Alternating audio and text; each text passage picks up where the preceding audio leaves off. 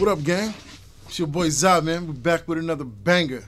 And I really wanted to touch on backcrossing and just give some better understandings of backcrossing and why I use backcrossing primarily. Let's get straight into it. Get it! Wow. Like, comment, share, subscribe, you heard me? Yeah, you know it. Turn up the leaf blower and the lawnmower. He smoked the sour. Should've been a hippie, should've been a shower. Bread with no dread, black cock, who ya? Another thing, don't forget to join the Discord.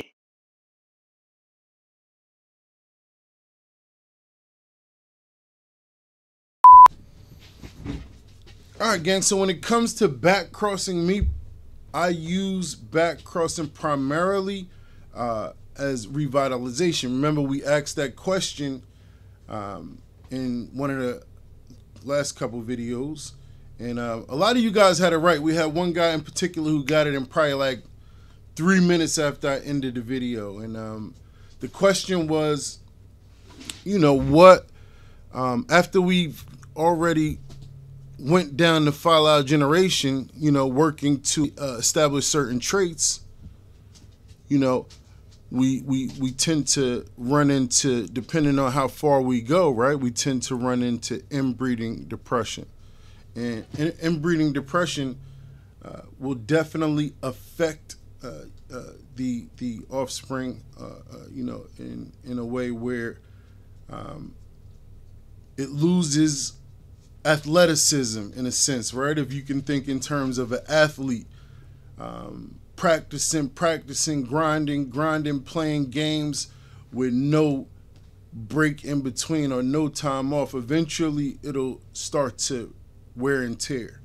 And at some point in time, you have to go and revitalize yourself. So when it comes to the file generation, the file generation, the concept of F1, F2, F3 is the concept of the Medallion Inheritance.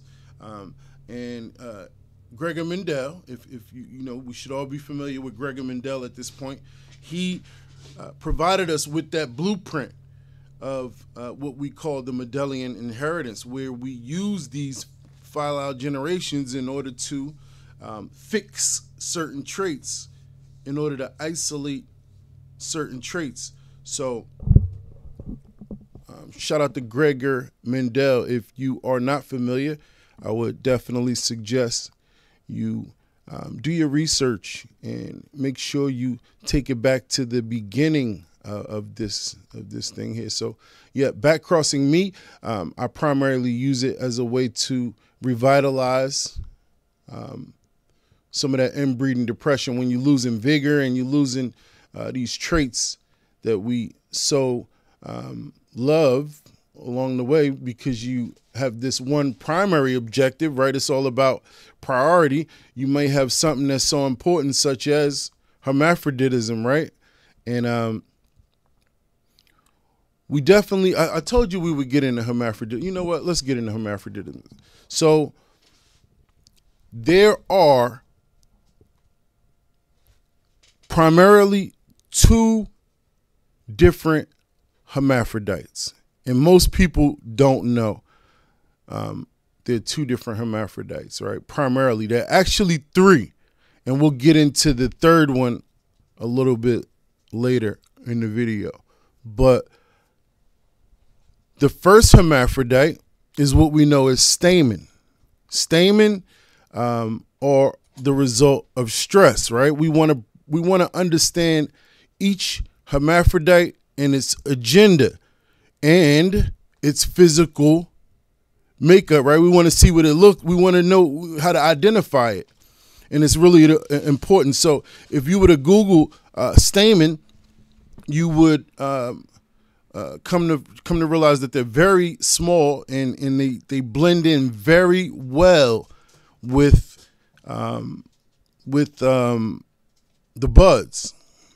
They blend in very well. They make it very. That's for a reason, right? They're not meant to be seen. Stamen aren't meant to be noticed, right? And that's because the female has either produced stamen for one of two reasons. And both typically physically look the same. They, they do have different kind of, you may see them green, you may see them yellow. We know them as nanners, right? A lot of times you'll hear people refer to them as nanners. And stamen, what stamen is basically the pollen sac without the sac around it. The female produces stamen for one, as a result of stress, for one. And she also produces stamen because she's went past her ideal fertilization period, right? She's wanted to be pollinated a long time ago.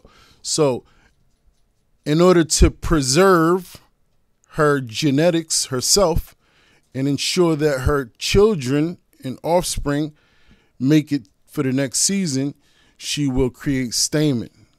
Whether it's for stress and she's saying, man, this light you got on me is really hot. It's burning me.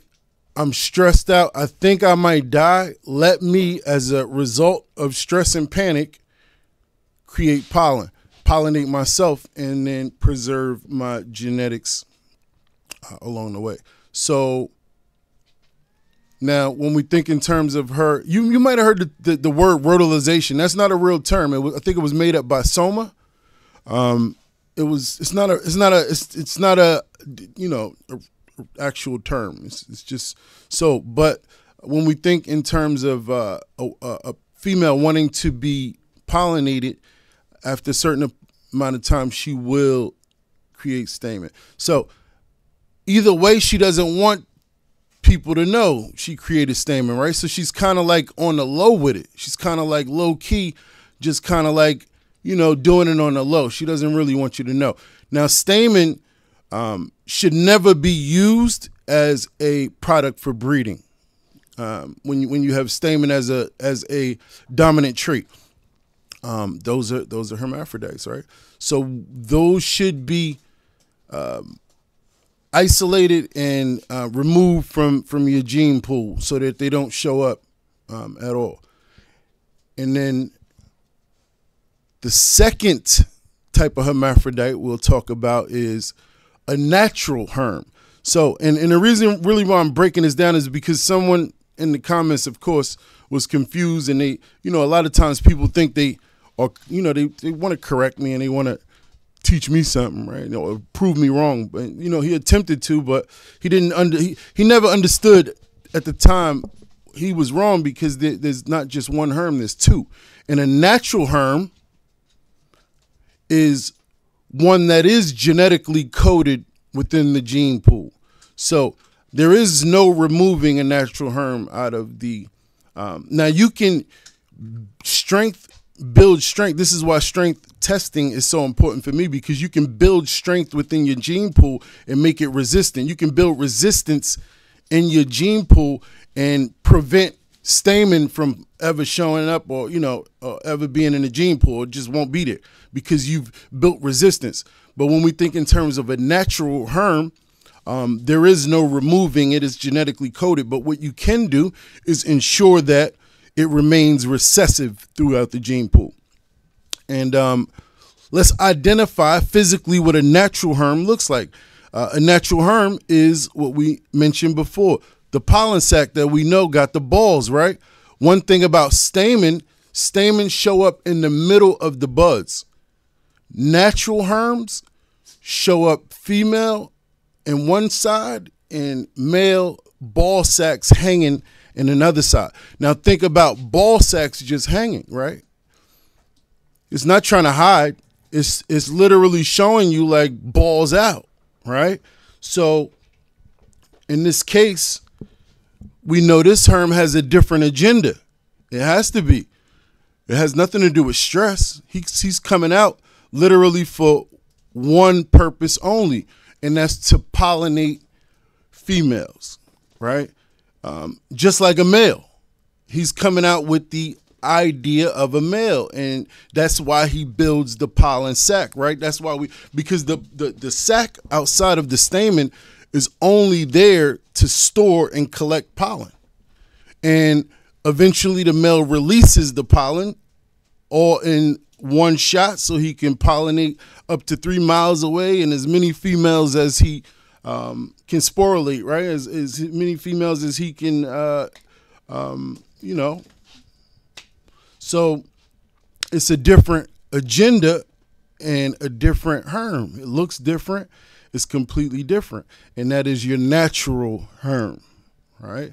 And a lot of people don't know. I really just dropped a gem on you today because that's only information that most of my guys over at Team Zaza, and I blew their mind when I taught it to them. But, I hope that information was good for you and it's going to help you with your foundation and breeding. Now, remember, I'm going to continue to give you the good information and the breadcrumbs so that you can go seek the knowledge that you need, because it's not gonna happen overnight, and it's gonna take a long. Most of my experience comes from 20 years of dog breeding, so you have to understand I didn't come into the plant world and started growing plants and then wanted to become a breeder. It's different, So the information that I come from, which is why you never see me have to mention this or that, because a breeder is a breeder. It is no box that you can put me in. So I appreciate y'all. He said, hold up. You said it was 3 herms. Yeah, y'all good, man. Y'all be on me, boy. Yeah, I tell you. So, no, you're right. The third one, what do you think? Matter of fact, drop it in the comments, man. If you could tell me what that third herm is, I told you the first 2 in the agendas. Now break down what you think the third one is. And if you can get it right, I got a pack. You go on the website, you pick whatever pack you want. You know how we do it, man. Hey, this was a good one, man. I appreciate y'all, man. I hope y'all appreciate me too, man. I tell you, I know y'all do. Most of the comments show nothing but love, man, and it's love back. Team Zaza, I love y'all. Y'all know what time it is. It's all about QCE. Quality, community, and education. We bring quality to this community through education, man. Check out the website. The sale is still going. I don't know. We on AC Infinity tomorrow, so make sure you tune into AC Infinity After Dark tomorrow night, 8 p.m. Eastern on YouTube, AC Infinity YouTube.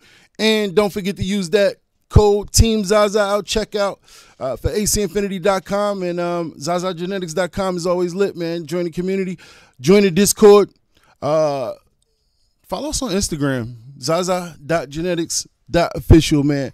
I appreciate y'all, and don't forget, comment, like, and subscribe, man. I appreciate y'all. I love y'all. I'm out of here.